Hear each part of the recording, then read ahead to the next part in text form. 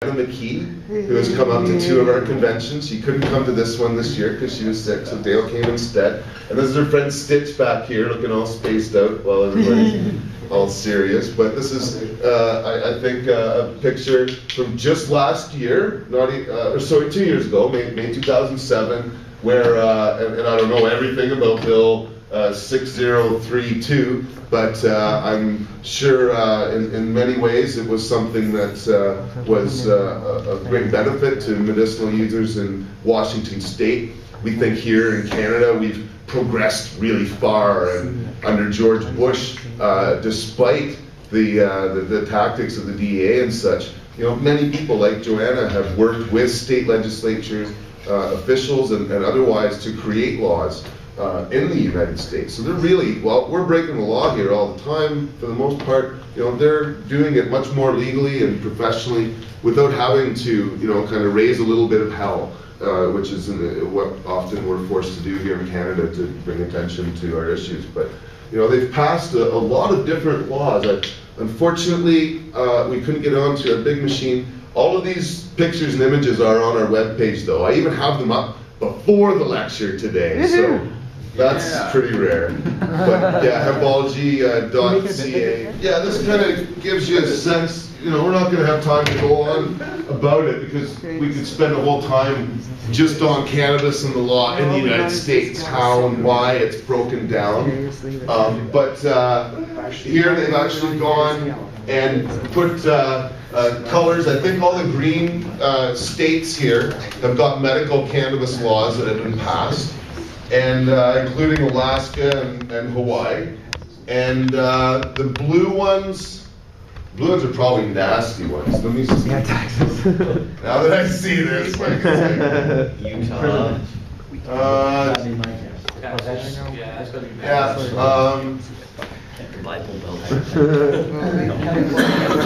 Yeah, sorry, I don't know this map as well as I should. I can't really even tell. Pretty lucky. But Yeah, it's so good. yeah, the green ones, like I say, are decrim. Or sorry, wow, I think these yellow ones, they've actually passed decriminalization bills.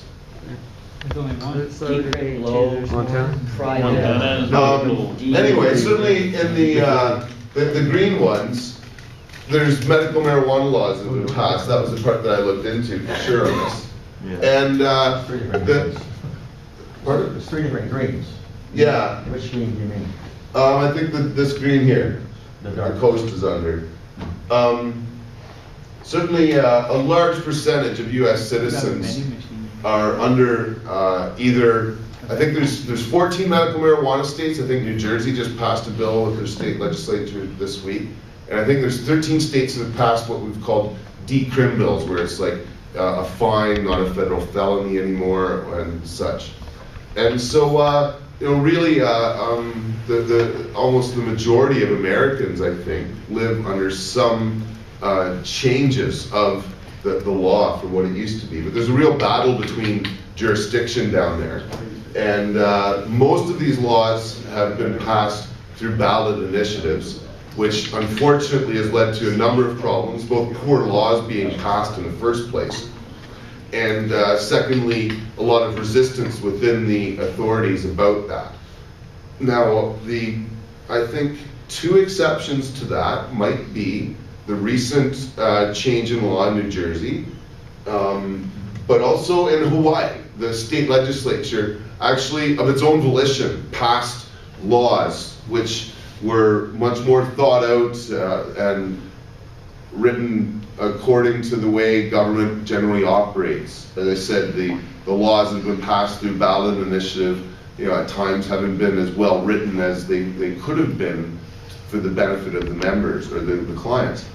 And so, you know, again, those 2 states have passed their own laws and have, you know, pretty good initiatives now. I had Joanna up earlier in 2007 with Bill 6032. I'm assuming that bill was something that was actually worked on by the state legislature. That's I think, what I've come to understand from talking with Dale as well.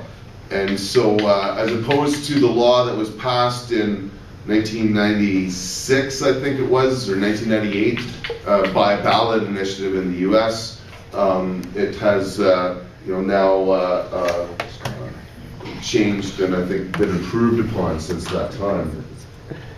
So there's a lot of information out there on the net about the laws and stuff, and I just want to caution people, even about stuff that I've said. I find mistakes about things that I believe too often, not that much, but it can happen where I've been misinformed or jumped to a conclusion. And so I've posted this up because you just can't believe everything you read about drugs and on the internet. And I don't have a source for this because I couldn't find it. But sometimes what I find when I'm searching for pictures and information about this issue, really kind of scares me. So I just, need to caution people when they are doing research on the internet. Again, even with stuff I say, look it up, double source it. This one here, for example, is supposed to be about what's happening with cannabis laws around the world. They're legal or essentially legal, and right away it's misleading because there's nowhere in the country where, except for medical purposes, it is legal. Even in Holland and such, the law actually has cannabis being illegal. It's just not enforced. There's no country in the world where it's legal.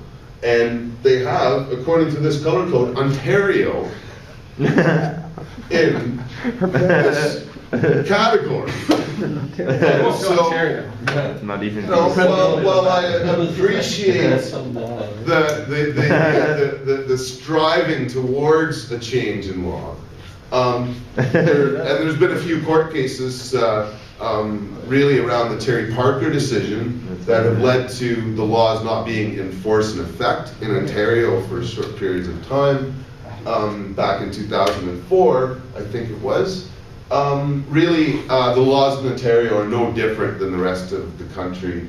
And so I just, thought that,